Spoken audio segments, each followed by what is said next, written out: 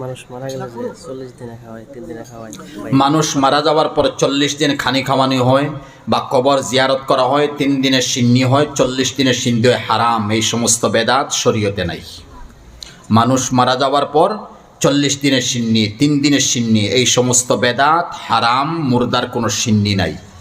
40 দিন পর্যন্ত জিয়ারত করতেই হবে, হারাম। এই সমস্তর কোনো বৃত্তি নাই।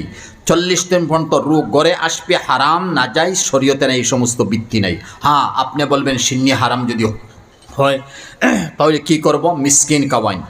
يتساءلون عن المجرمين ما سلككم في سقر قالوا لم نك من المصلين ولم نك نطعم المسكين। কথা বুঝে আসছে? মুর্দা আমার মা নাই, বাবা নাই, আপনি মিসকিন, বিধবা নারী, এই সমস্ত গরিব আছে, দুঃখিয়া মানুষ আছে, এদেরকে জমা করেন। এতিম ছেলে মেয়ে আছে, এদেরকে জমা করেন, খুব ভালোভাবে খাওয়ান, আলহামদুলিল্লাহ। মুর্দার